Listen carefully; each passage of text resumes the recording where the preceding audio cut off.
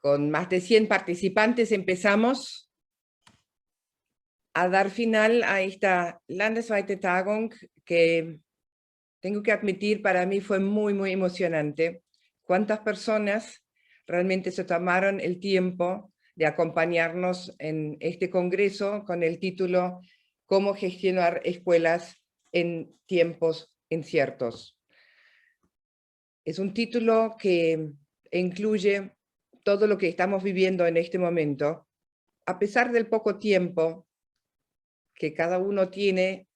He logrado un equipo excepcional que realmente hizo posible esta Landesweite Tagung, y quisiera nombrar este equipo primero y agradecerle, que es Patricia Dixon, nuestra asesora pedagógica de la Arbeitsgemeinschaft, que anteriormente fue directora general del Colegio de Quilmes; Julie Shaw, que hoy está como técnica, pero normalmente es la directora del Colegio de Bariloche; Silvia Titler, del Instituto Ballester; Anabel Gassner, Diego Vigilante, Luis Blanco y Ulrich Lorbach. Hay 2 o 3 personas más, pero esta vez no pudieron participar, pero todas estas personas han hecho posible de que reunamos los disertantes y que pudimos lograr la organización, tanto de contenido como técnico, de esta Landesweite Tagung. Y como técnicos también, nosotros somos una ONG, no somos una empresa grande y dependemos de la buena voluntad y del entusiasmo de las personas. Y ahí se sumaron los técnicos que están manejando cada uno de los Zooms.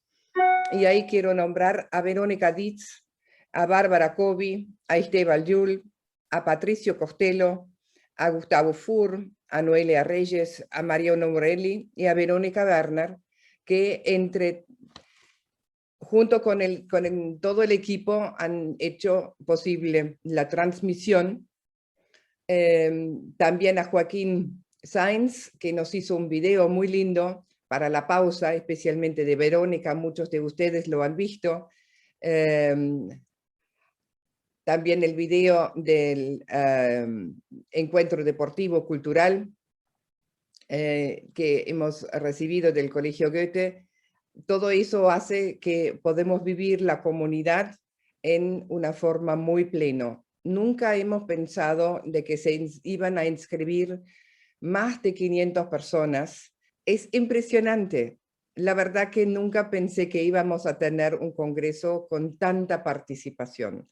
Así que agradezco no solamente al equipo de la AGDS, sino agradezco a todos ustedes que nos han animado con esta presencia a seguir trabajando desde la AGDS, desde la comunidad de los colegios alemanes en la Argentina, para los colegios.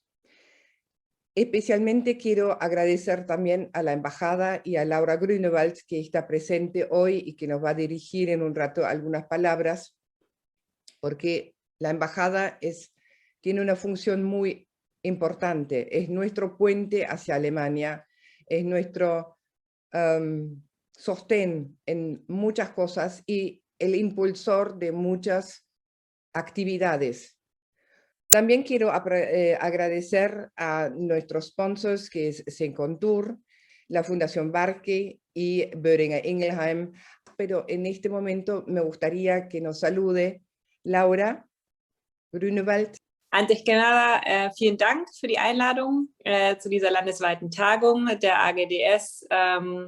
También les voy a hablar un par de palabras en castellano, como lo hizo mi colega Ralf Hollemann el lunes. Les quería transmitir un breve saludo por parte de la embajada alemana, felicitarles por una semana tan exitosa y llena de temas muy diversos y con muchas personas conectadas. Me parece espectacular, también comparado con los 150 personas más o menos que normalmente podrían participar en un encuentro presencial. Entonces es como en muchas áreas con esta pandemia, el formato virtual bueno, nos da esta oportunidad. También estamos pidiendo algo, ¿no? Estamos pidiendo el contacto directo, personal, el aspecto de team building que tenemos en una conferencia presencial, la posibilidad de viajar a rincones desconocidos en la Argentina, pero bueno, también ganamos algo, un alcance impresionante a nivel de todo país, que me parece que podría ser una herramienta muy poderosa para la AGDS en el futuro. Me alegro especialmente también que esta conferencia fue un buen ejemplo de la excelente cooperación que tenemos entre los mediadores culturales alemanes. Vi en el programa que aparte de la AGDS estuvo el Instituto Goethe, las colegas, después el colega de la ZFA, el DAAD y también la embajada. Vi muchas caras conocidas en el programa y me complace mucho que todos estén colaborando para mejorar la calidad de la enseñanza del alemán, que es algo que nos importa a todos. Y no solamente la enseñanza de alemán, sino también de las otras materias que damos en las escuelas alemanas y argentino-alemanas. Entonces les felicito a todos por una muy exitosa Landesweite Tagung. Les agradezco a todos que hayan contribuido para que así fuera. Y bueno, si la próxima conferencia la quieren hacer de forma presencial de nuevo, no sé, en las cataratas o en la Patagonia o algo así, con mucho gusto participaría también. Scherz beiseite, gracias por haberme invitado, gracias por el esfuerzo que están haciendo día a día en un trabajo cada vez más complejo, que están haciendo, lo sé porque lo pude comprobar con mucha convicción, con mucha motivación y poniendo todo el alma. Muchísimas gracias. Muchísimas gracias, Laura, por estas lindas palabras, y la verdad que yo también espero de que pronto podemos volver a la presencialidad, porque esto era siempre un encuentro muy, muy importante de team building, como bien decís, entre los miembros de una escuela o entre todos, y hemos conocido muchos colegios del interior. Así que tu chiste no es tan chiste porque estuvimos cerca de las cataratas en Misiones. Esto fue nuestra primera reunión en el interior presencial, y la verdad que fue un encuentro lindísimo. Muy bien, ahora pasamos a la parte del contenido de hoy y doy la bienvenida a Rebeca Anijovic, que va a presentarnos algo muy, muy interesante. Bueno, primero agradecerle a Rebeca Anijovic que se haya presentado tan temprano y haya esperado todo este tiempo para comenzar su conferencia, y es realmente un honor, un placer para mí presentarla. La magíster Rebeca Anijovic es profesora en Ciencias de la Educación y profesora en Psicología. Es especialista y magíster en formación de formadores de la Universidad de Buenos Aires. Es profesora en el Profesorado de Enseñanza Media y Superior en Ciencias Jurídicas de la Universidad de Buenos Aires. Es docente de posgrado en la Universidad de Flaxo y en la Escuela de Educación de la Universidad de San Andrés. Es directora del Profesorado Universitario en la Universidad de San Andrés, asesora pedagógica en instituciones educativas de Chile, Colombia, Uruguay, Brasil y Argentina. Es formadora de docentes de todos los niveles educativos. Es autora y coautora de libros referidos a la didáctica, a la evaluación y a la formación docente. Hoy, como Brigitte adelantó, va a disertar sobre la enseñanza en modelos híbridos. Muchas gracias, Patricia, muchas gracias por la invitación. Y los escuchaba atentamente y decía, qué bueno seguir celebrando, ¿no? Y estos espacios son para celebrar, encuentros para seguir pensando, para desarrollar esa capacidad de adaptación que hemos visto desde que comenzó la pandemia en todos nuestros docentes. el tema que me han invitado a trabajar, a compartir con ustedes, es el tema de la enseñanza en modelos híbridos. Y lo primero que quiero poner en contexto, antes de entrar específicamente en el tema de la enseñanza, es el lugar de las escuelas, digamos, en esta modalidad, digamos, en la que estamos a distancia, presencial y a distancia, en distintas modalidades mixtas, híbridas, como son denominadas. Me parece que tenía algún sentido volver a recuperar el sentido de la escuela para poder después pensar entonces en las cuestiones más híbridas o mixtas. Nosotros seguimos sosteniendo la escuela como un lugar donde lo común, lo público y lo individual se articula, ¿no? La escuela sigue siendo ese lugar donde tenemos que pensar en cómo construimos algo que sea común a todos los estudiantes que tenemos en la escuela, pero al mismo tiempo cómo favorecemos el desarrollo de capacidades individuales. Y esto es un desafío, y es un desafío hacerlo en la virtualidad. Es un desafío el seguimiento de las trayectorias individuales de cada uno de los estudiantes y al mismo tiempo esa construcción que queremos como comunidad educativa desarrollar. La segunda cuestión que estamos atravesando tiene que ver con un replanteo de qué merece la pena ser enseñado, ¿no? Y ustedes habrán visto que el año pasado, inmediatamente cuando comenzó la pandemia, hubo una necesidad de ajustar en principio la cantidad de lo que se iba a enseñar, porque las condiciones de enseñanza eran bien distintas. Pero eso trajo una pregunta que ya hacía tiempo que estaba, diría, alrededor nuestro, que es volver a pensar cuál es el sentido de lo que hay que enseñar hoy. Y la primera respuesta, por supuesto, fueron los NAP, los núcleos de aprendizaje prioritarios, pero sabemos que eso no alcanza a responder sobre qué tiene sentido enseñar hoy. Y hay muchos desarrollos interesantes, digo, para discutir y volver a pensar, por ejemplo, el aporte de lo que se llaman contenidos emergentes, que son aquellas temáticas que no están incluidas en los diseños curriculares, pero que son las temáticas que preocupan hoy y que tienen que ver con los problemas del mundo contemporáneo. Tenemos una propuesta interesante de la UNESCO, donde nos presentan alrededor de 16, 18 módulos de contenidos emergentes que tienen que ver con la sustentabilidad, ¿no? Temas que tienen que ver con la contaminación ambiental, con el cuidado del agua, y han hecho un desarrollo interesante pedagógico, no solamente conceptual.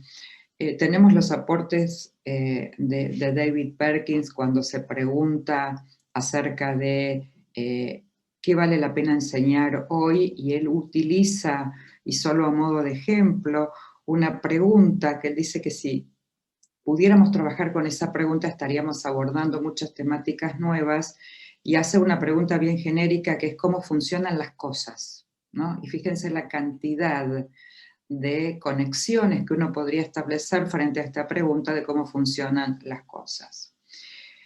Una escuela mucho más atenta de lo que era en la presencialidad, porque no los tenemos al lado y porque necesitamos agudizar esa capacidad de escucha para identificar intereses, para identificar preocupaciones de nuestros estudiantes. Al mismo tiempo en la escuela, y esta es la función que tal vez más se le critica a la escuela, ¿no? La escuela, hay una parte que tiene su sentido en distribuir conocimientos, porque no sería justo que cada generación empiece de cero. Hay una cultura que hay que de alguna manera transmitir. Y traigo esto porque a la palabra transmisión, ¿no? Se la ha cargado también de connotaciones solo negativas. Y entonces uno diría, no es probablemente la metodología de la transmisión, pero sí hay un acervo cultural, hay una cantidad de experiencias, de lenguajes, de cultura, que no tendría ningún sentido empezar a descubrir desde cero cada generación que tenemos en la escuela. Y por supuesto las escuelas son generadoras de habilitar otras miradas, de favorecer espacios y tiempos para el encuentro con el otro.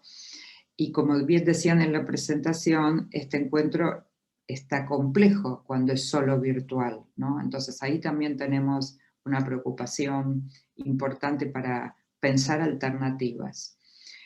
Por supuesto hablamos de una escuela orientada, abierta y constituida como comunidad de aprendizaje, una escuela abierta para conectarse como ustedes están haciendo aquí, construyendo redes con otras escuelas y con otras organizaciones de la comunidad.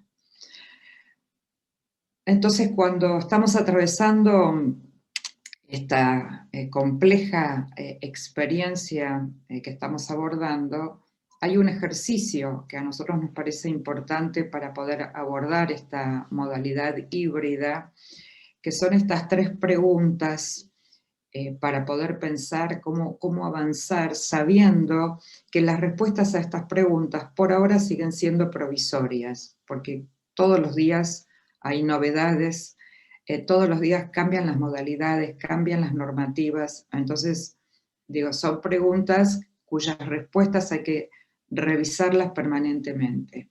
La primera es qué prácticas de las que hacíamos antes de la pandemia quisiéramos recuperar. En este modelo híbrido no se trata de dejar todo lo que hacíamos antes y empezar de cero, sino con mucha conciencia y con mucho criterio definir qué prácticas de las que hacíamos, diríamos hasta el 2019, quisiéramos recuperar en esta modalidad híbrida, porque nos parecen valiosas, porque nos parecen sustanciales. La segunda pregunta, y tal vez de las más difíciles, es qué prácticas soltar, qué prácticas dejar de hacer, porque en esta nueva vida que tenemos no tendrían sentido sostener. Y digo que es la más difícil porque esto significa salir de una zona de confort, esto significa dejar prácticas que a lo mejor tienen 20, 30, 50, 70 años, ¿no? Y que hay que poder soltarlas, porque hay que dejar lugar a prácticas nuevas. Y este ejercicio no es nada sencillo, pero me parece que nos pone en este lugar de constituirnos como docentes y directivos reflexivos que pueden adaptarse activamente a los desafíos en los que nos encontramos hoy. Y por supuesto la tercera es qué prácticas nuevas incluir, y entonces ustedes cuando plantean este congreso, obviamente deciden prácticas nuevas para incluir, y seguramente también tuvieron que soltar prácticas anteriores, ¿no? Del encuentro presencial, del encuentro físico, pero al mismo tiempo, digo, a modo de ejemplo, decidieron que algunas prácticas de las que hacían antes en la modalidad presencial las querían recuperar para este evento. Digo, así como este ejercicio pensado para este evento, bueno, cómo estas 3 preguntas nos pueden ayudar a pensar en esta nueva modalidad en la que estamos trabajando. Sabiendo que estamos abordando la enseñanza desde 2 conceptos de mucha profundidad. Uno, la incertidumbre, es decir, no hay nada de lo que podamos decir hoy que podamos asegurar que lo sostenemos para dentro de los próximos 3 meses o para el año que viene, ¿no? Por la complejidad de lo que estamos viviendo y porque no hay antecedentes de situaciones similares. Y el segundo concepto es la flexibilidad. Frente a las situaciones de incertidumbre, estamos respondiendo con modalidades flexibles, con modalidades que nos hacen cambiar desde la gramática escolar, a qué hora, cuándo, dónde y con quién, hasta cuestiones muchísimo más profundas de cómo lograr que los estudiantes aprendan, cómo lograr estudiantes más autónomos. Bueno, una cantidad de preguntas que nos sitúan en estos 2 conceptos. Entonces, nosotros tenemos, diría de alguna manera, una responsabilidad para lograr esta idea de unidad de sentido entre las modalidades que se proponen o que son posibles de articular hoy en día. ¿Por qué hablo de una unidad de sentido? Porque en estos momentos tenemos, digo, más allá de las diferencias en nuestro país, tenemos conviviendo modalidades presenciales, virtuales sincrónicas y virtuales asincrónicas, ¿no?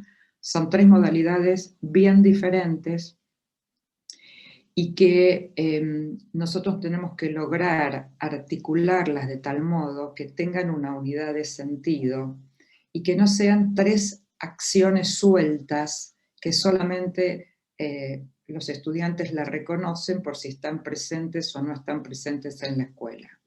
Encontrar una unidad de sentido significa pensar en una unidad, en un proyecto que uno va a encarar con los estudiantes y cuya división no es, bueno, el primer bloque es presencial, el segundo bloque es virtual sincrónico y el tercero es asincrónico, sino cómo la imagen tal vez sea como tejer un entramado, ¿no?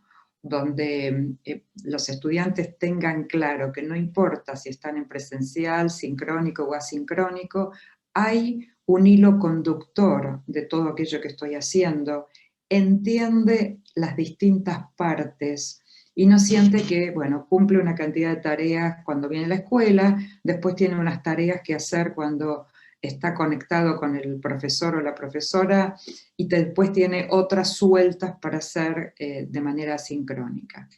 Ese tejido, esa trama que hay que construir es el concepto de unidad de sentido. Y los modelos híbridos nos tienen que llevar a tejer estas tramas, primero para nosotros como equipos docentes, pero después la posibilidad de cómo compartimos esta idea de unidad de sentido a nuestros estudiantes y a las familias que acompañan en los aprendizajes a los estudiantes. Y quiero dar un ejemplo, y solamente de un ejemplo, ¿no? De cómo construir esta unidad de sentido. Y entonces, por ejemplo, un ejercicio que estamos haciendo con muchos directivos en muchos colegios es hacer una lista de qué son las prioridades cuando los estudiantes están de manera presencial. ¿Está bien? Es decir, y eso es definición y decisión de cada escuela, ¿no? Algo así como, ¿qué tiene más sentido que suceda en la presencialidad? ¿Qué tiene más sentido que suceda en la virtualidad sincrónica y en la virtualidad asincrónica? Solo a modo de ejemplo, les comparto qué pensamos como prioridad, reunida con mis propios equipos docentes, ¿no? Donde hicimos este ejercicio. Y fíjense, y por supuesto, atravesado por el nivel de escolaridad. Esta respuesta no es igual en el nivel inicial que en la escuela primaria, que en la escuela secundaria o en niveles terciarios. Entonces, bueno, en este ejercicio el listado era, bueno, el valor de la presencialidad es usar ese tiempo de presencialidad para presentar el proyecto, la unidad de indagación, compartir los objetivos, el sentido de lo que vamos a aprender, casi contando todo ese hilo conductor, esa trama que va a tener. Usar la presencialidad para justamente explicar y mostrar cómo se articulan las tres modalidades. Utilizar la presencialidad para actividades de dinámicas grupales, para favorecer el vínculo entre los estudiantes. Utilizar la presencialidad para actividades de producciones colectivas, para que puedan compartir los modos en que están aprendiendo en la virtualidad, de resolver tareas que se asignaron en una modalidad asincrónica. Utilizar la presencialidad para ofrecer retroalimentación o feedback, y utilizar la presencialidad para compartir esas estrategias de aprender a aprender que tan importantes son para este modelo híbrido que tenemos. Si hay algo que podemos identificar como una deuda que tenemos de formación con nuestros estudiantes, hablo genéricamente por supuesto, tiene que ver con el desarrollo de estudiantes autónomos. Y el año pasado pudimos ver cuánto más sencillo hubiera sido mucha del periodo absolutamente virtual si hubiéramos tenido estudiantes con más desarrollo de habilidades del aprender a aprender, que son esas habilidades que vieron, nunca hay tiempo de enseñarlas, porque siempre hay muchos programas para cumplir, muchos contenidos, muchos exámenes para abordar, y no hay tiempo para el aprendizaje de estas habilidades del aprender a aprender. Y eso quedó muy visible a partir de la pandemia. Entonces, digo, por supuesto que estas respuestas es solo un ejemplo, cada institución puede responder de manera distinta a qué quiere priorizar en la modalidad presencial, qué quiere priorizar en la modalidad virtual, sincrónica y asincrónica. Entonces, vuelvo al sentido hoy de la escuela y de la enseñanza, tomando aportes de Philippe Mérieux, quien tan brillantemente y de manera, digo, sintética y profunda dice: el sentido de la escuela tiene que ver con enseñar a convivir, con enseñar a que los estudiantes construyan sentido de lo que aprenden, y que los estudiantes puedan ser protagonistas de sus modos de aprender. Y en este sentido, cambiar de alguna manera la idea de estudiante activo por la de estudiante protagonista. El estudiante activo es un estudiante que nosotros le proponemos una tarea y la resuelve, y es activo. Un estudiante protagonista es mucho más que un estudiante activo, es un estudiante que se apropia de sus procesos de aprendizaje y de evaluación, es un estudiante que sugiere ideas, que propone actividades, que propone recursos, que se involucra emocionalmente, que se compromete con ese aprendizaje, y de ese modo lo convertimos en un estudiante protagonista. También ustedes recordarán que antes de la pandemia había todo un movimiento de aula invertida, ¿no? Y que de alguna manera se ha retomado esa idea, que ustedes verán que yo de alguna manera interpelo este concepto, porque el aula invertida antes de la pandemia es una historia, el aula invertida, yo diría que tenemos todas las aulas invertidas en estos momentos, invertidas en el concepto de lo que significa están dadas vuelta, ¿no?, en su modalidad habitual, con lo cual tal vez la pregunta sea, más que aula invertida, sea modalidades articuladas que tenemos que encontrar para poder seguir enseñando. Y entonces yo quiero rescatar acá y recuperar, porque tomando las ideas del aula invertida, creo que erróneamente se ha considerado la idea de aula invertida como, a modo de ejemplo, grabar un video, mandárselo a los alumnos, que lo miren en algún momento que puedan, ¿no? Y ese es el modelo de aula invertida. Pero en realidad los orígenes de esta idea de aula invertida vienen de, primero, ofrecer, digamos, material, recursos o lo que fuera, para que los estudiantes lo hagan sin la presencia docente, pero lo hagan en grupos, no de manera individual. ¿Está bien? Esta idea de que solo en mi casa probablemente no tenga a veces la voluntad, no tenga el deseo, no tenga la energía suficiente para Entonces, el inicio de esta modalidad dice: las propuestas que les demos para hacer de manera, diría, autónoma, deberían ser en su mayoría en parejas, en grupos.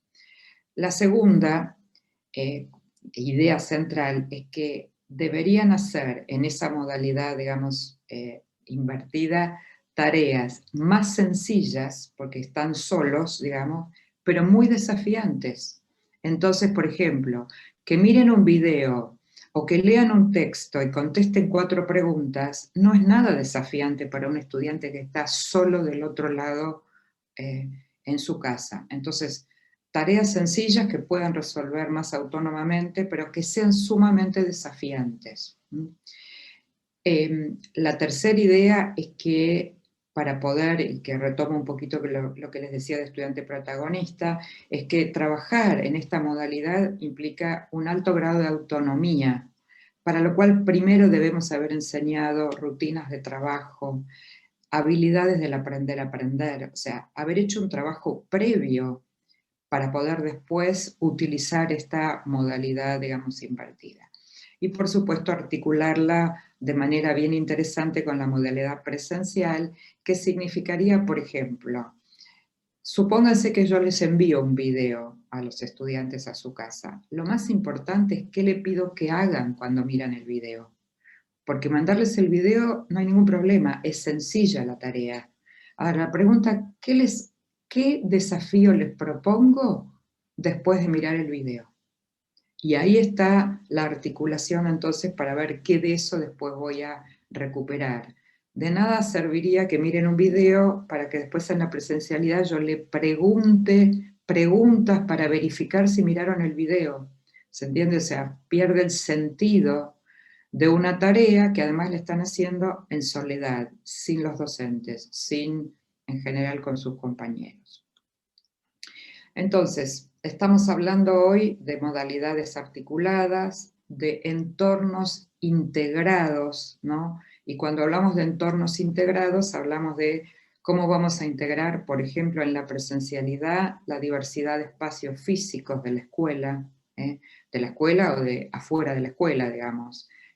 Hay en muchos lugares, por ejemplo, están pudiendo volver a la presencialidad utilizando espacios de la escuela, utilizando espacios de un club que hay cerca de la escuela, utilizando los espacios de la plaza, es decir, el concepto de entornos que son más allá de los entornos habituales de la escuela.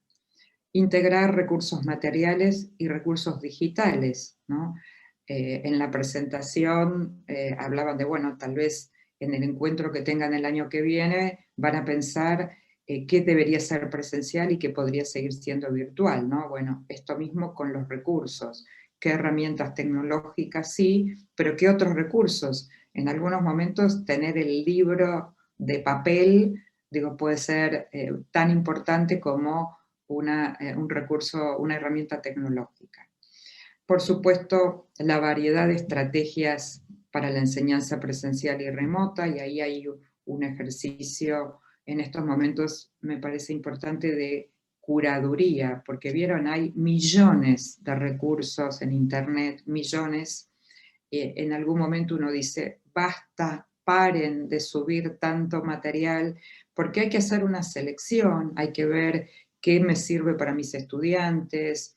Entonces, allí hay sugerencias de buscar algunas plataformas que ya tienen hechas selecciones que ayudan a los docentes, porque si no navegamos en un mar, ¿no?, tan lleno, que finalmente nos es muy difícil el recorte. Entonces hay plataformas, digo, como las de Educar en nuestro país, como ejemplo, Eduteca, que es una plataforma colombiana, seguramente ustedes tienen muchísimas orientaciones también desde Alemania, que de alguna manera ayudan en el recorte y en la selección de todo lo que hay.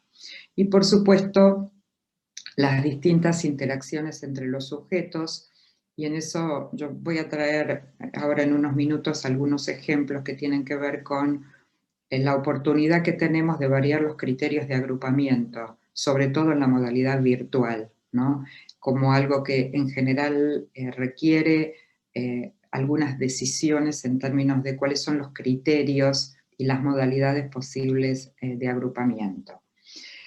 También tenemos un desafío con la organización de los tiempos pedagógicos, ¿no?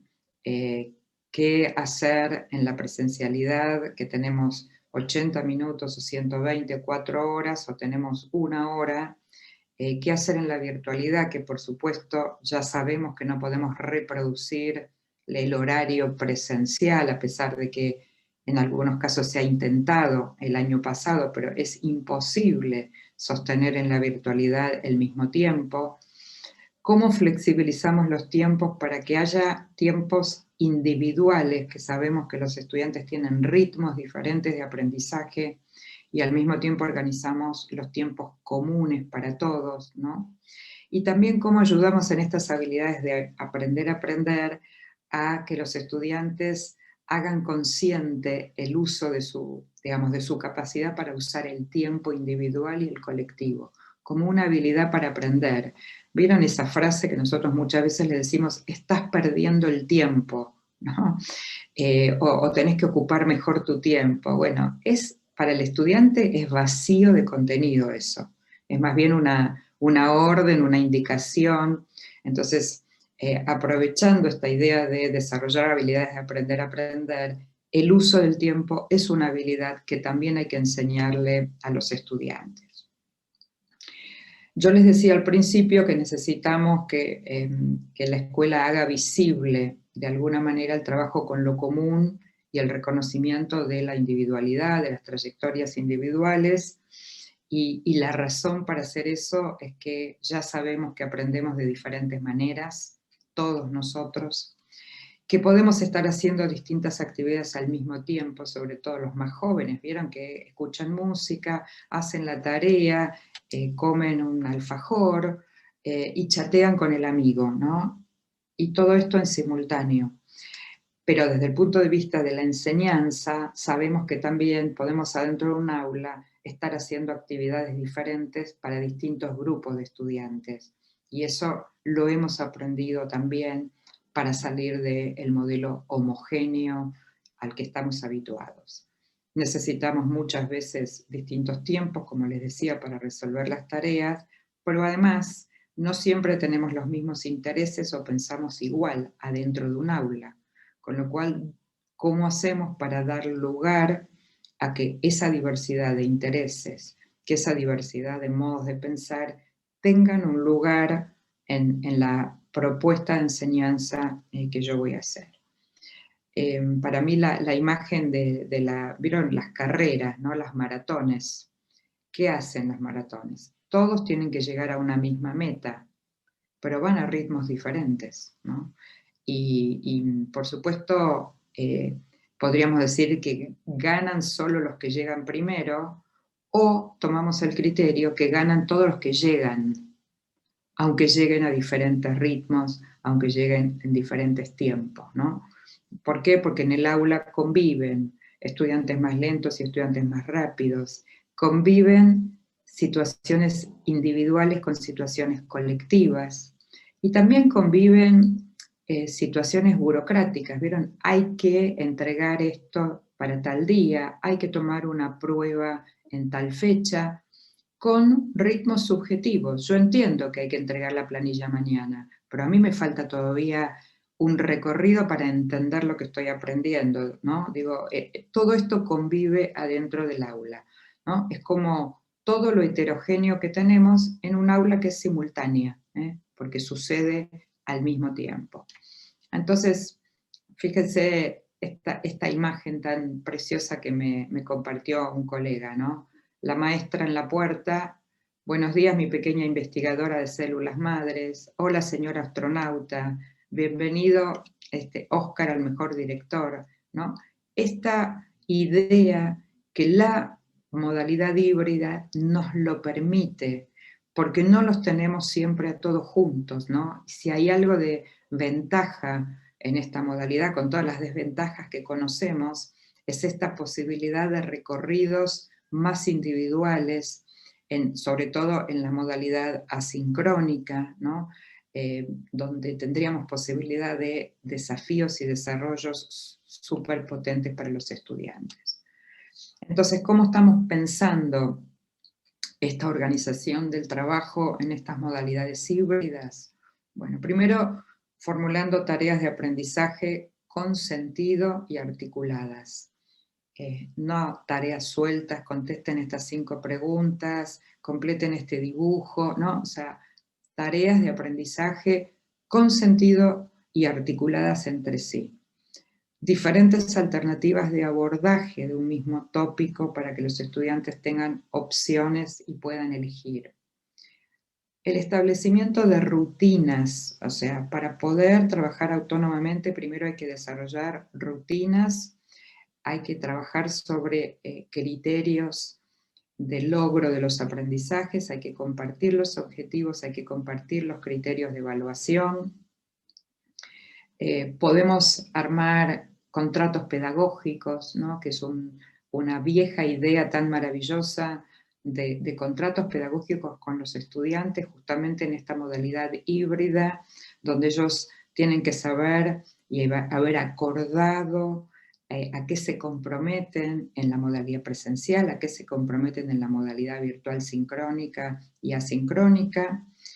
Les decía de cómo promover agrupamientos flexibles y les voy a mostrar ahora un esquema, cómo integrar las estrategias cognitivas, todas las habilidades de pensamiento, del aprender a aprender, para por supuesto aumentar los grados de autonomía.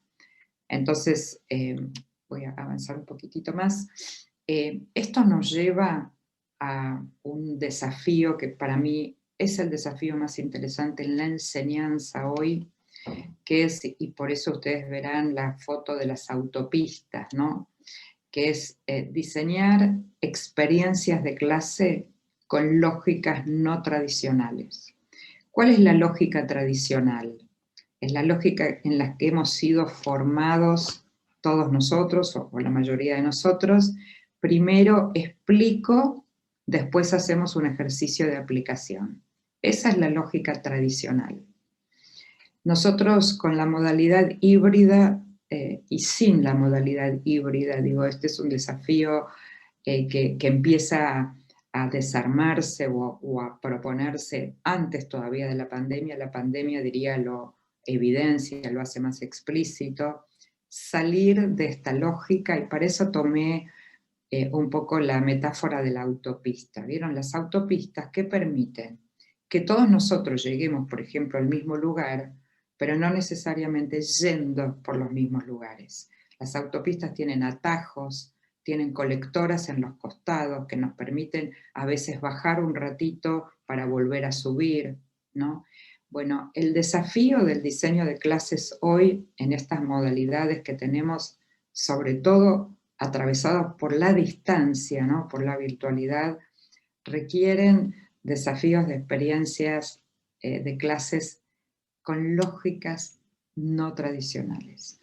Y digo, para tomar un ejemplo, salir de empezar la clase, buen día, les voy a explicar tal cosa, tal tema, y después vamos a hacer un ejercicio.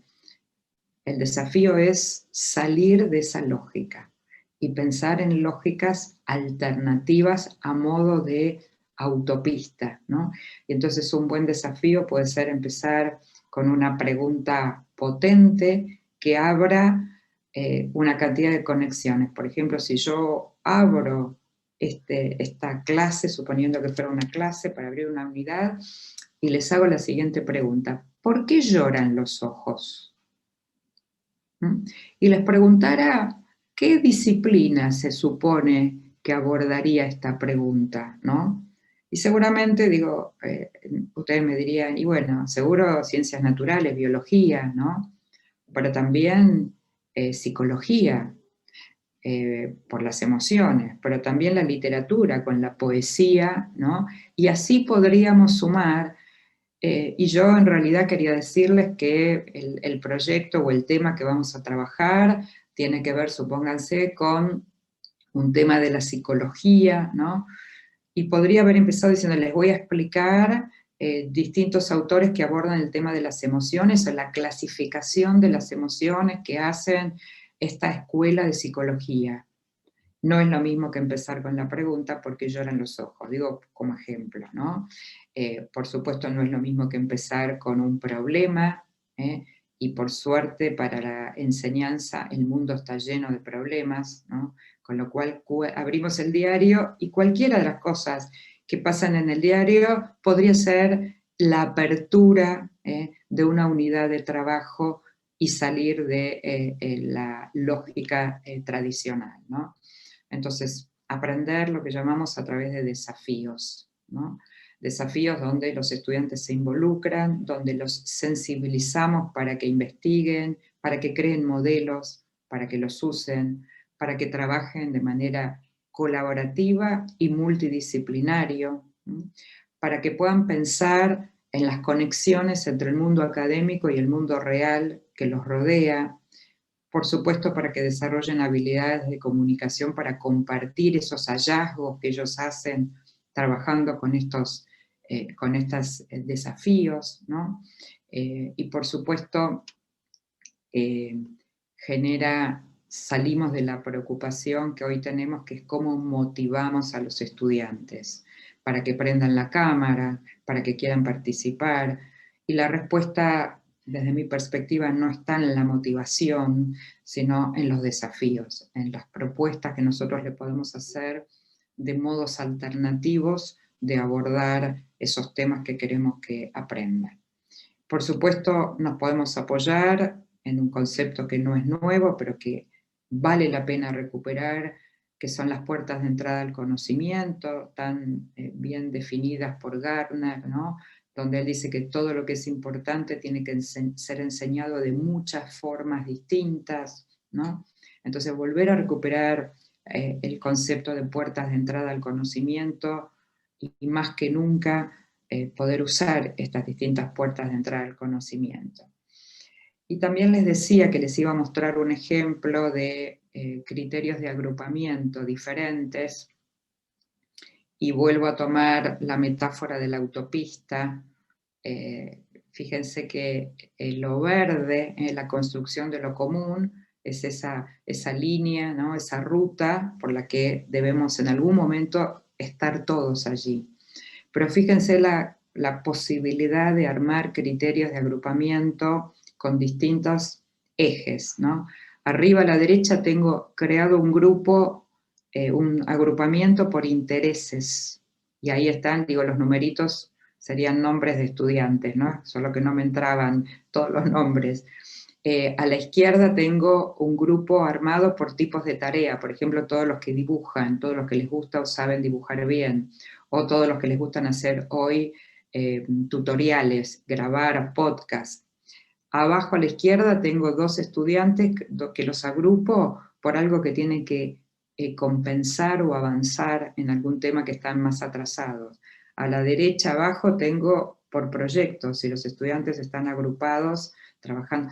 Fíjense, esta modalidad significa que yo pertenezco a tercer año B, pero los miércoles a la tarde voy al grupo de intereses, donde hay chicos de tercero, de cuarto, de segundo, porque lo que nos une en común son los intereses. Y entonces estoy apelando hoy justamente a la virtualidad, porque no podría romper las burbujas, pero justamente la virtualidad me permite trabajar con el concepto de agrupamientos flexibles, y de alguna manera me permite reemplazar eso que en la presencialidad podemos hacer. Los chicos se juntan espontáneamente, los de segundo con los de cuarto, participan en un torneo deportivo, y todo eso que la presencialidad hoy no los permite, sí lo permite la virtualidad. Y entonces yo soy alumna de tercero B, pero tengo otros grupos a los cuales pertenezco transitoriamente, ¿está bien? O sea, el grupo de intereses, no voy a ir todo el año al mismo grupo, tal vez 3 semanas, 4 semanas. Al grupito de compensar, a lo mejor estoy 1 semana o 2 días. ¿Por qué? Porque la idea es criterios de agrupamiento flexibles, no permanentes, ¿está bien? Para poder justamente generar modos de interacción diferentes, que se conozcan con otros estudiantes, que compartan con otros estos espacios. Para todo esto que les vengo compartiendo, y para ir acercándonos al cierre, para poder, por supuesto, después conversar, necesitamos desarrollar nuestra capacidad de empatizar. Y empatizar significa poder conocer de un modo distinto a nuestros estudiantes, porque necesitamos hoy conocer sus hábitos de comunicación, las herramientas tecnológicas que usan, las series que miran en Netflix, es decir, ya no es simplemente saber, bueno, cómo está conformada su familia, y que es un chico más activo o menos activo, más tímido, sino necesitamos conocer otras cuestiones de estos estudiantes, necesitamos saber, conocer sus entornos personales. Fíjense, este es un ejercicio lindo para hacer, ¿no?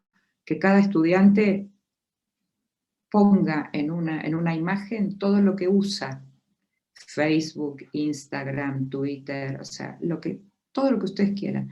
Y compartamos, y cada estudiante presente su entorno, lo que se llama entorno personal de aprendizaje. Cuánto nosotros vamos a aprender de ellos y cuánto vamos a poder tomar esas informaciones para generar propuestas y desafíos interesantes para ellos, ¿no? Las redes de tutoría, como otro ejemplo chiquitito, puntual, ustedes saben que este es un proyecto que se está llevando adelante hace muchísimos años en México con alumnos de primaria, donde en 2 palabras les cuento, pero van a entrar a internet y van a encontrar estos ejemplos. Hacen un curso de formación de tutores para los niños de primaria. Un curso donde les enseñan a hacer buenas preguntas, a ofrecer feedback, y les dan un certificado, hacen una fiesta que se recibieron de tutores, y después los maestros les muestran los temas que tienen que aprender durante el año, y les piden a cada estudiante que elija el tema que más le gusta para tutorear a otro. Y entonces los estudiantes se preparan con ese tema, los maestros ayudan otros miembros de la comunidad, ayudan los padres, y algunos días en el año es el día donde se llevan adelante esta red de tutoría. Sencillamente así. Hoy es el día, yo digo, yo quiero enseñar sobre ballenas. ¿Quién de ustedes quiere aprender sobre ballenas? Patricia dice yo. Patricia, vamos juntas a trabajar media hora, yo te voy a enseñar sobre ballenas, y vos después vas a completar un cuestionario de cómo fui yo como tutora, ¿no? Bueno, eso, que es sencillísimo, no tiene ningún recurso tecnológico, ninguno, para que no pensemos que todo hoy pasa por la tecnología. En estas escuelas de México que se han desarrollado estos proyectos ya hace varios años, han evaluado externamente cómo mejoró, aumentó la calidad de los aprendizajes de los niños. Digo, como otra cosa que también la virtualidad hoy nos permitiría hacer de manera maravillosa. Todo esto tiene un sentido profundo, que es el concepto de Brunner, que hace muchos años maravillosamente escribió, que tiene que ver con la idea de autonomía, que él la llama la capacidad de agenciar, ¿no? Que él dice que es la capacidad de llevar adelante actividades por nuestra cuenta, ¿no? Y que él dice que se expresa, fíjense qué lindo lo dice, ¿no? En la sensación de contar con esa capacidad y con la estima que genera esa capacidad. Y Brunner dice que la capacidad de agenciar o de ser autónomo no se logra con el modelo transmisión. ¿Está bien? Es decir, yo no logro un estudiante autónomo si el modelo de enseñanza habitual es el de transmisión. Yo te explico, yo te enseño, ¿no? Yo te muestro, yo hago, sino obviamente de un modelo de trabajo por desafío. Entonces, ¿qué rol tenemos en este nuevo modelo de enseñanza híbrida, maestros, profesores? Somos, además de, por supuesto, transmitir algo de la cultura que decía al principio, somos constructores de ambientes de aprendizaje en esta modalidad híbrida, somos diseñadores de situaciones desafiantes, somos articuladores de acuerdos, mediadores de conflictos, somos facilitadores de experiencias de aprendizaje potente como son los proyectos, los casos, los problemas, somos formadores en habilidades sociales, emocionales, ¿sí? Somos, Christopher Day dice, especialistas en conversaciones expansivas, ¿no? Que esto es una habilidad a desarrollar, ¿no? Que forma parte, por ejemplo, de qué preguntas formulamos, si preguntas cerradas o preguntas abiertas, si preguntas convergentes o preguntas divergentes, bueno, cómo desarrollamos esas conversaciones. Y para cerrar, compartirles una maravillosa ilustración de Pablo Bernasconi, que siempre nos sorprende, en uno del libro Retratos, donde tiene frases de personajes célebres, y tiene una en particular que es de Newton, que dice: lo que sabemos es una gota de agua, lo que ignoramos es el océano. Y estamos metidos aquí, ¿no? Sabemos poquitito de todo este mundo nuevo, ignoramos muchísimo, por eso valoro los espacios de encuentro, de diálogo, de compartir, porque no tenemos todas las respuestas, tenemos pocas respuestas, y estas respuestas son transitorias, porque no nos sirven para esta semana, pero la semana que viene cambian las condiciones y tenemos que volver a repensarlas. Así que con esto yo cierro mi presentación y por supuesto dispuesta para conversar o dialogar sobre lo que ustedes quieran. Muchísimas gracias.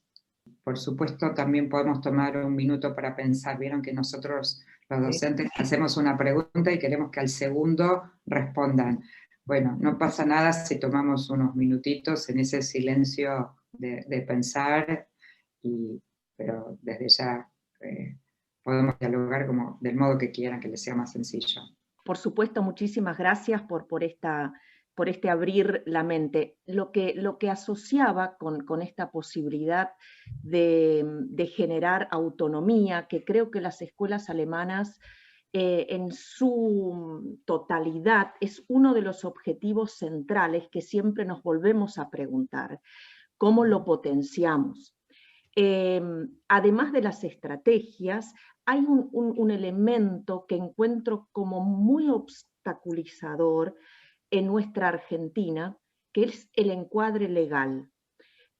Al docente se le quita la posibilidad de volcar en el estudiante un marco de responsabilidad, porque siempre debe estar el docente a cargo de todo, cada momento que digamos, el docente es el culpable de todo lo que pueda pasar si el estudiante trabaja solo. Sí, podría sumar, Cristina, muchos otros obstáculos, no solamente los legales, en términos del desarrollo de la autonomía.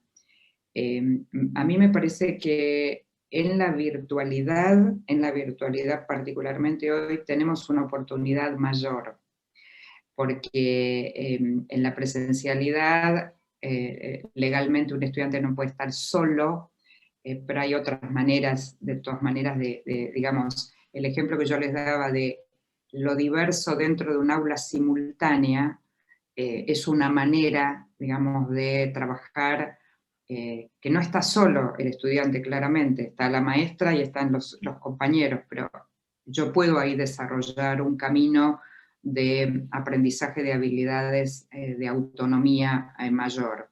La virtualidad para mí es un espacio en estos momentos, ¿no? No es que es el espacio que elegiría, pero me parece que en estos momentos la virtualidad puede ayudarnos al desarrollo de estas habilidades de autonomía, porque finalmente el estudiante está solo en su casa, no es responsabilidad mía, digamos, en el 100%, pero esas habilidades hay que enseñarlas, hay que practicarlas y hay que sostenerlas en el tiempo.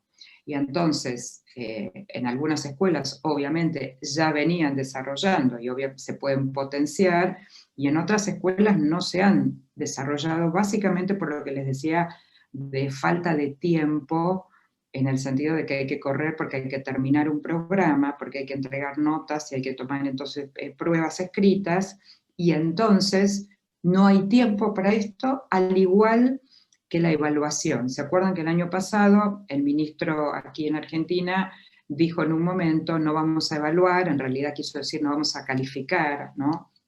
Y entonces apareció todo un debate en la sociedad, no solo entre las escuelas, sobre cómo no vamos a evaluar, cómo vamos a evaluar si no ponemos nota, ¿no? ¿Qué es la evaluación formativa?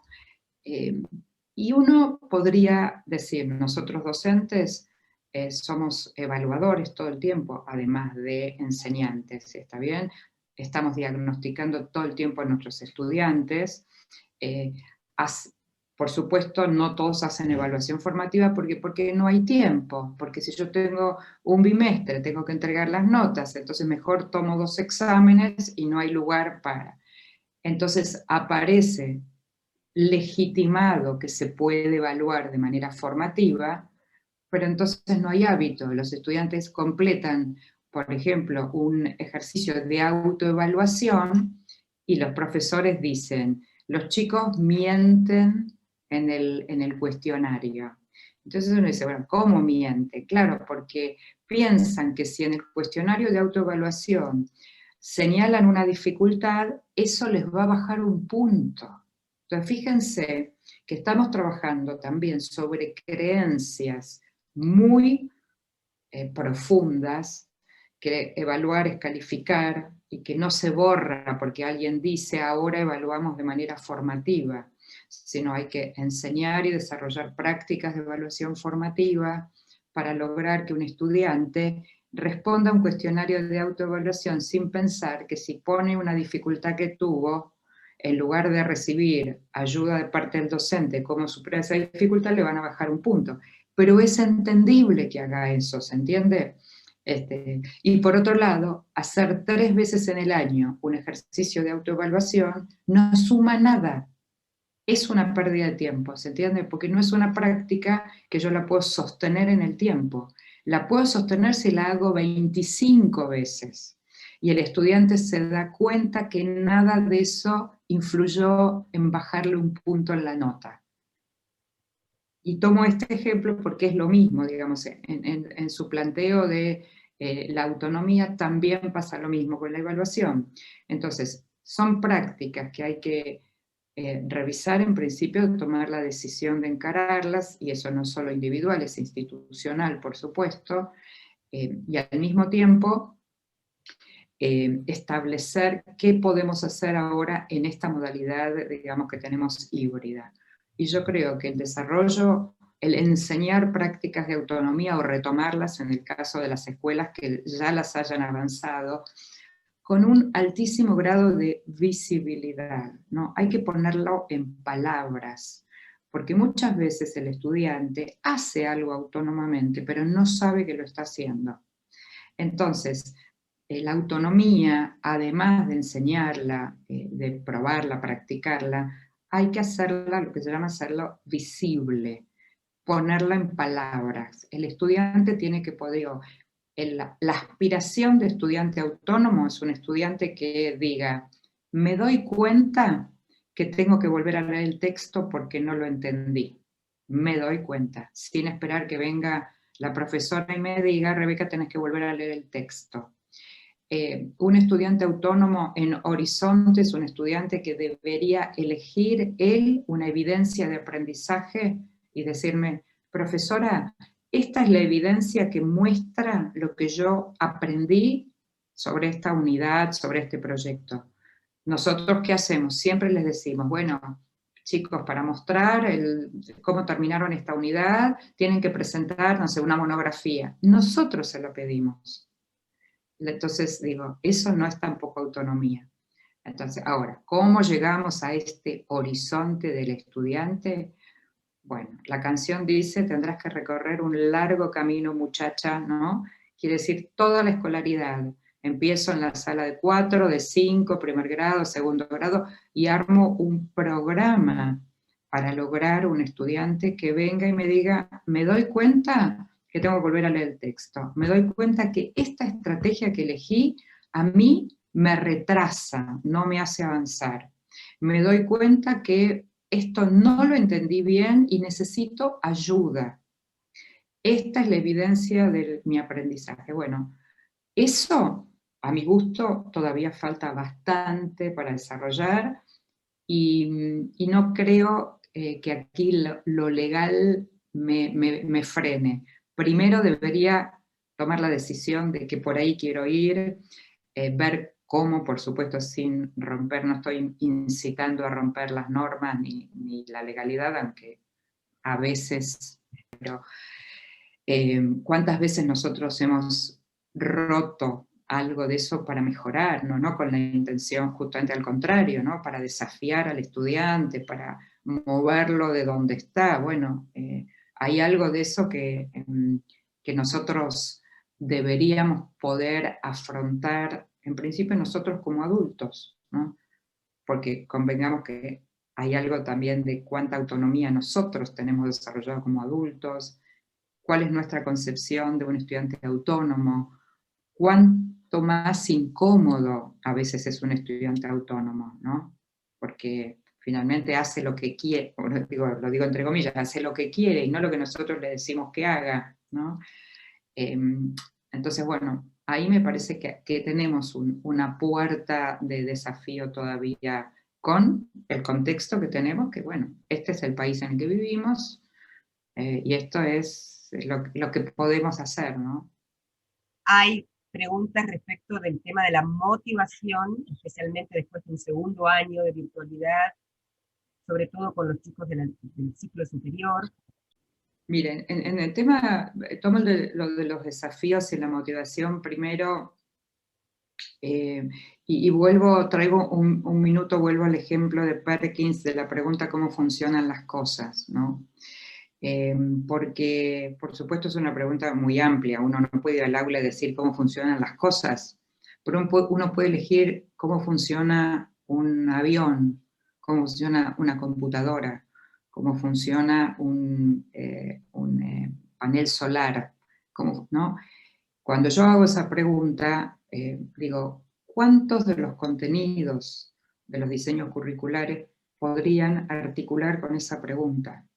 Y seguro que si aquí hay profesores de física, de matemática, de literatura, o sea, podríamos articular muchísimos, digo, inclusive, vieron, estoy legalista y digo, vamos al diseño curricular, a los temas que plantea el diseño curricular.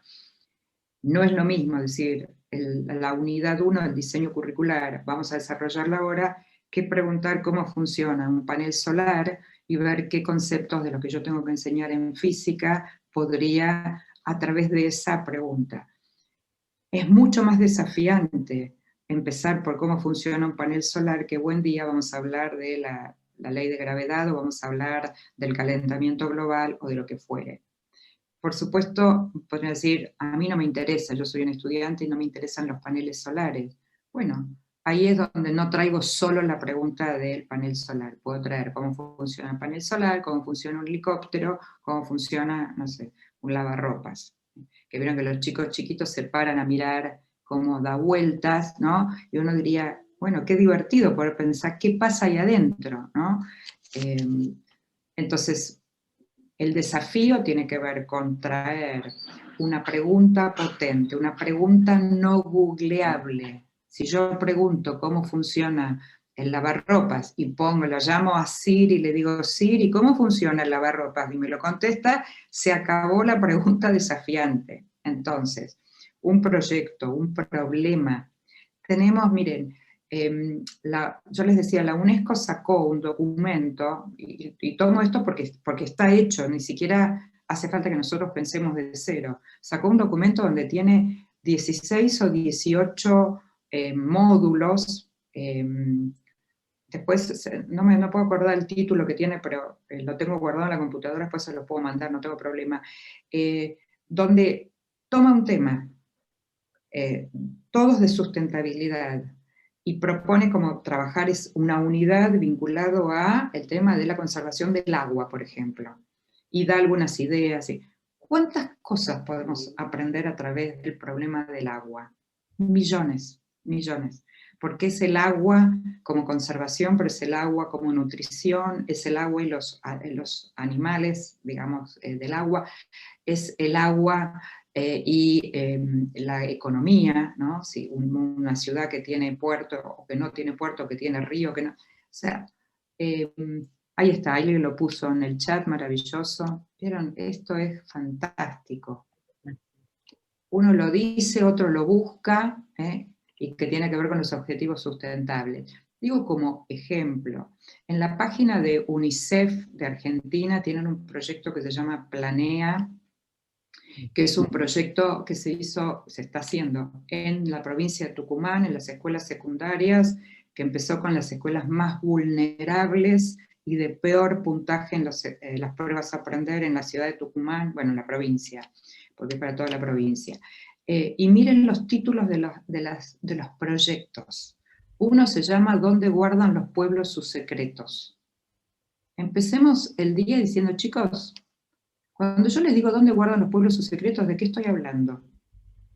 Y hagamos un ejercicio de esas conexiones que los estudiantes pueden hacer, y hagamos un mapa, una red conceptual, con todo lo que los chicos asociaron, más me vuelvo a la legalidad, más los contenidos del diseño curricular de lo que yo enseño.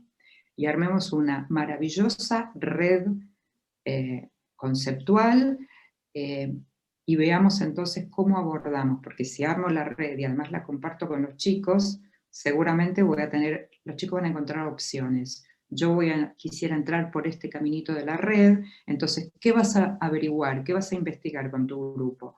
Bueno, ¿cómo podemos conservar mejor el agua en el lugar en el que estamos nosotros ahora, que es un lugar seco, árido? Otro grupo. ¿Se entiende? Hay algo que implica para nosotros los docentes más trabajo, seguro, pero más desafiante, porque la pregunta de dónde guardan los pueblos sus secretos debiera ser una pregunta también desafiante para mí como docente. Yo no debiera saber el final. ¿Vieron como si yo les expoliara ahora el último capítulo de una miniserie, ¿no? ¿Por qué son tan atrapantes las series de Netflix? Mira, primero porque la curiosidad la puedo satisfacer inmediatamente quedándome toda la noche mirando el capítulo 2, 3, 4, 5, 6, 7 y 8. Con lo cual ni siquiera tengo que esperar a la semana que viene el próximo capítulo, ¿está bien? Entonces, si yo, profesora, empiezo un proyecto, les propongo una unidad de trabajo y ya sé el final, significa yo no voy a aprender nada nuevo, eso para mí, como docente, es cero desafiante. Es otra vez más de lo mismo, y entonces se genera un efecto, ¿no? Yo estoy aburrida de esto, los estudiantes tienen dificultades para conectarse, no quieren abrir la cámara, bueno, y armamos un círculo, a mi gusto, vicioso. Yo también tendría que decir, yo no sé cómo funciona un parque solar, no sé. Obviamente yo tengo responsabilidad, soy la docente del curso, voy a ordenar, ayudar, a buscar material valioso, pero también voy a invitar a que los estudiantes traigan material valioso. Y entonces hablamos de lo que llamamos una planificación viva, que es una planificación compartida con los estudiantes. Yo les muestro un recorrido pensado, los invito a que sumen aportes, a que sumen recursos. Acá tanto paramos y vemos si estamos yendo bien o nos estamos alejando de aquello que tenemos que lograr. He compartido los criterios de evaluación con los estudiantes, no es que vamos para cualquier lado, tenemos que lograr aprender, distinguir, comparar lo que ustedes quieran, y ahí tenemos que ir, entonces cuidemos que no nos estemos desviando hacia donde queremos ir. Para mí hay algo de eso que tiene que ver con una didáctica más viva para nosotros, no solamente para los estudiantes, ¿no? Seguramente alguien chateó ahí ya el proyecto de UNICEF, se llama Planea. Si ustedes entran a la página de UNICEF y buscan Planea, es el nombre del proyecto, hay liberados varios de los proyectos de matemática, lengua, ciencias sociales, ciencias naturales y tecnología, que esas son las 5 áreas que se están trabajando por proyectos. Van a encontrar liberados varios proyectos súper interesantes que uno puede copiar en el buen sentido, en vez de copyright, right to copy, ¿no? Y copiar bien algo que ya está hecho. Y ahí conecto con la otra pregunta que era del techo y del piso. Miren, está claro que esto que yo estoy diciendo nos hace estar todo el tiempo pensando. Es verdad. Yo no puedo entender la enseñanza de otra manera, pero por supuesto hay otras posturas y de ninguna manera pienso que todos tienen que adherir a lo mismo. Yo no puedo pensar en que me quedo tranquila cuando tengo alguna certeza. Primero porque está cambiando todo el tiempo el mundo, no es porque yo quiero cambiar todo el tiempo, ¿se entiende? Es decir, está el mundo moviéndose. Entonces la pregunta es, ¿qué hacemos con este mundo que se mueve? ¿Resisto y sigo con mi camino derechito como iba? ¿O voy de alguna manera preguntándome, ahora, no lo haría sola? O sea, yo les cuento esto y yo lo hago con un equipo de colegas, o sea, no me imagino haciendo este ejercicio sola sentada acá en mi casa, porque es muy complejo, porque en algún momento obviamente uno se cansa. Esto es para hacer con otros. Y entonces genera un movimiento maravilloso, y hacer con otros hoy es más fácil porque todo es por chat, porque todo es por videollamada, porque no me tengo que reunir y entonces necesito 1 hora de viaje para llegar hasta donde es la reunión, 2 horas de reunión, otra hora para volver. Hoy esa inmediatez que tiene toda la carencia o el déficit de no vernos, de no poner corporalidad, digamos, a los encuentros, pero tiene toda esta ventaja. Yo estoy dando muchas clases virtuales, muchas de ellas con pareja pedagógica, con Graciela Capelletti, con quien trabajamos juntas, y tenemos el celular acá, y nos vamos chateando mientras está la clase. Creo que esto responde más, sobre todo al trabajo con adolescentes, que un modelo, digamos, como, bueno, más tradicional en ese sentido, ¿no? Les doy la clase, les explico. A mí esto, hoy en particular, y además porque ustedes mismos decían, ¿cuánto tiempo pueden estar los adolescentes en una pantalla prestando atención, digamos? Poquitísimo. Ni hablar en el nivel inicial, ya sabemos, ¿no?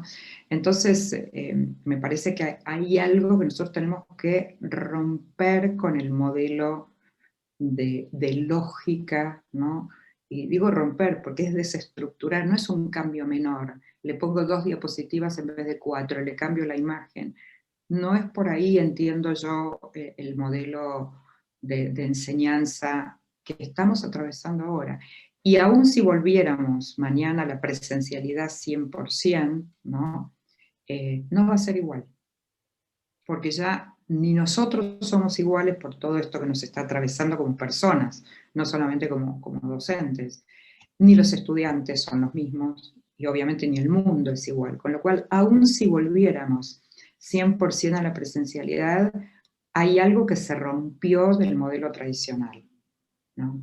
Que tal vez ya venía roto de antes. La pandemia lo aceleró, no es que la pandemia lo produjo, lo aceleró.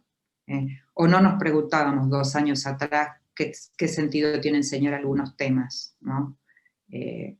Nos lo preguntábamos. Nos preguntábamos cómo evaluar de una manera distinta. Bueno, la pandemia simplemente lo aceleró, lo puso más sobre la mesa, pero me parece que en ese sentido para mí no hay ni piso ni techo. No sé quién hizo la pregunta, pero para mí ahí no hay, estamos todo el tiempo reflexionando. Es cierto que en algún momento uno dice, bueno, hoy voy a dar una clase tradicional, ¿no?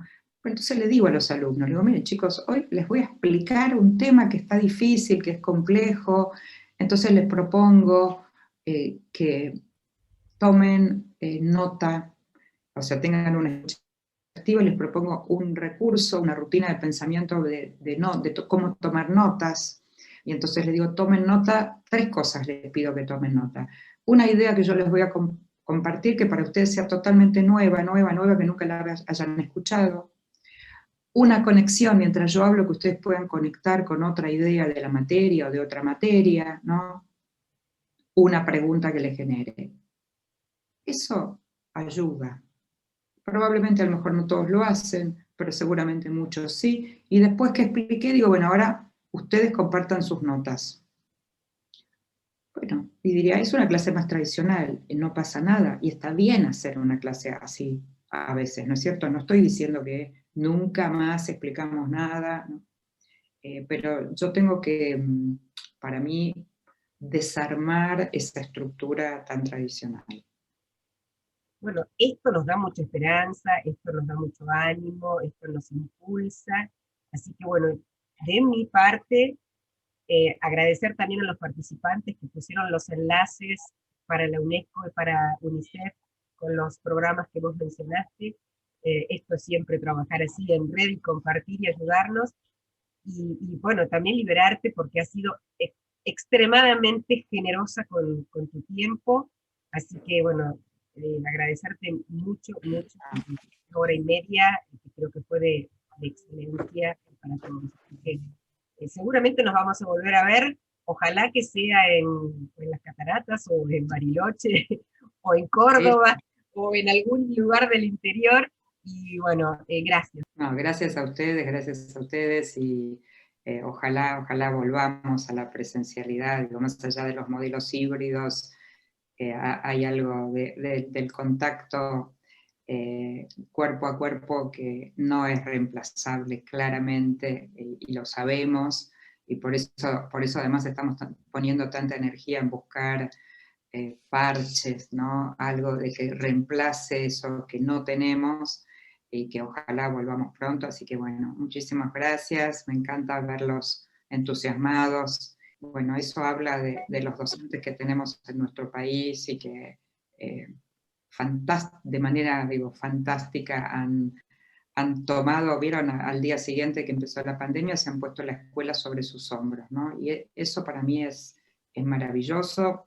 Por supuesto, algunos me dicen, bueno, no todos. Bueno, como siempre, pero hablemos de los que sí hacen y de los que están aquí. Así que nada, fuerza, que todavía tenemos un largo trecho por delante en esta modalidad.